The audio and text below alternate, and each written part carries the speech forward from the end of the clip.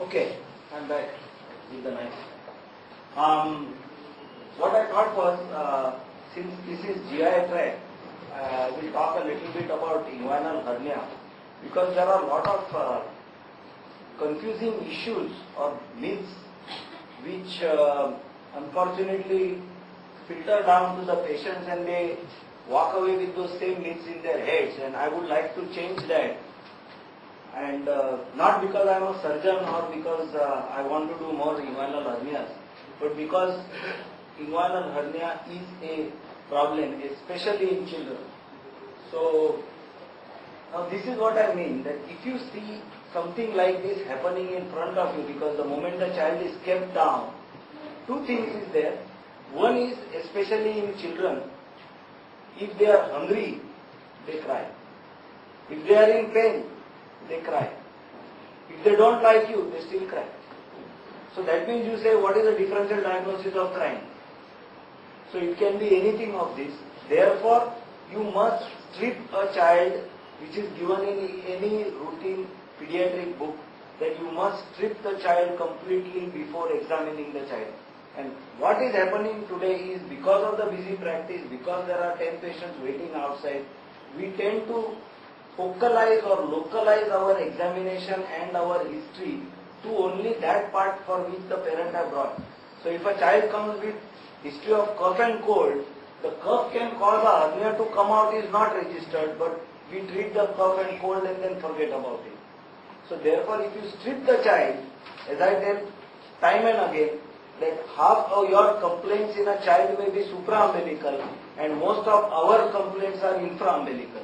So if you don't see below the umbilicus, you are going to miss a lot of things which may be typically silent, because the child is not going to complain of a inguinal-scrotal swelling or a pain in the inguinal region. It's the mothers and the mother or father who will notice it, or you will notice it. And you will only notice it when you do a proper, thorough clinical examination when the child is brought to you for any complaint.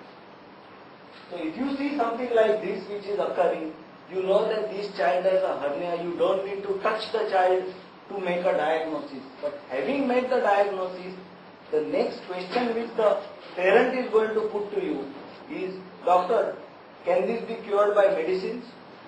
If not, can we wait till the child is older? So the child is never old enough for them to get operated, because he is now only 5 years old. He is only 10 years old. So I said, how long do you want to wait till he becomes an adult? Then I can't operate him. So that is another thing. And number 3 is they do not know what are the problems or complications associated with an inguinal hernia in a child.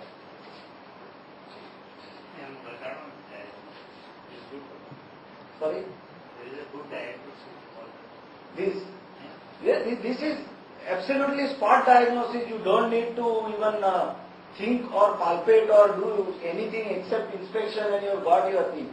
Or if you see down there, you can see the child has both an inguinal hernia and an umbilical hernia.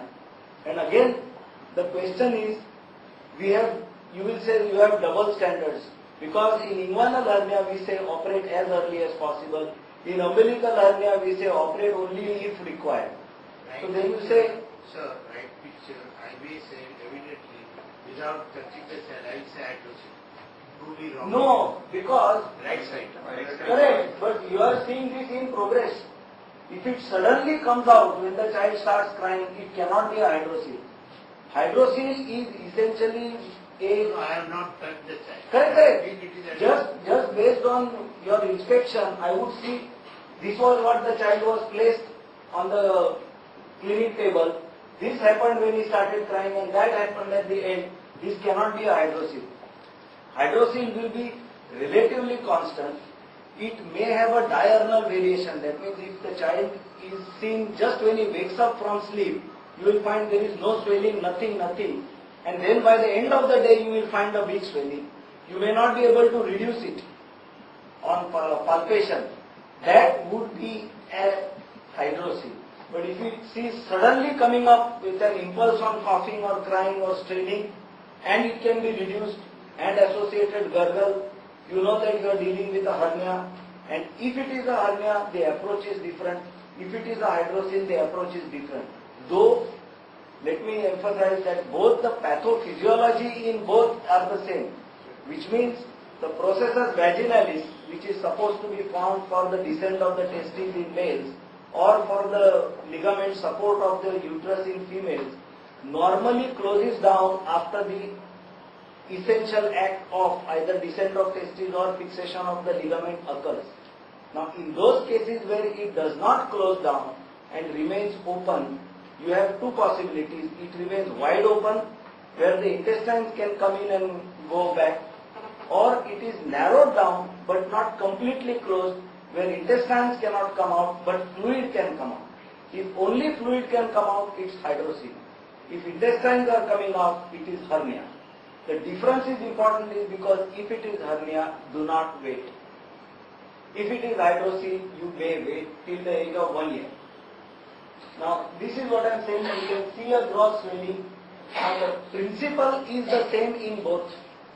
In both, whether it is a hernia or a hydrocele, the terminology of surgery is still called herniotomy.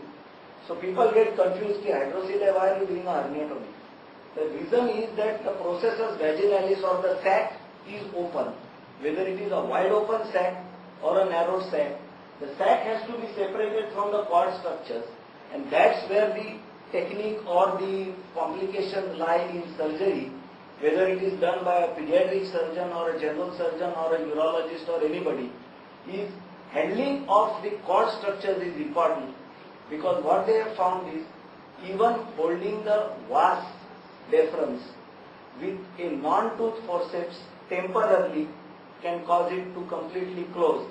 And then when this child grows up, he will go to a urologist for infertility, not realizing that the damage has been caused when the child was operated for hernia way back when he was a child by a wrong technique. So we never ever hold the cord structures except with the two fingers.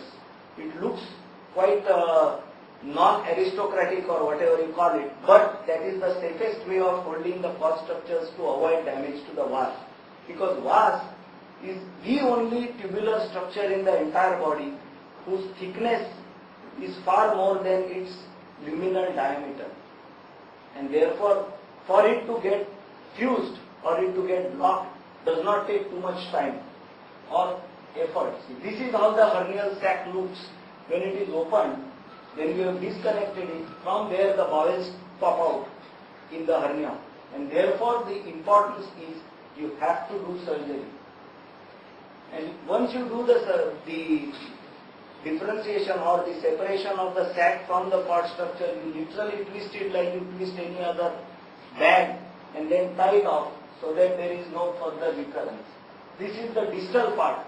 You have got a sac which is going right up to the scrotum in some cases. So this part we just lay it open, we don't bother to do any surgery. And this is usually done as a daycare procedure, except unfortunately for insurance.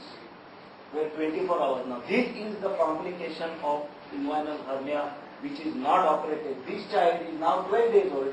I had seen him at birth, admit, and the father had been warned, please do the surgery as early as possible. He said, yes, we will let you know.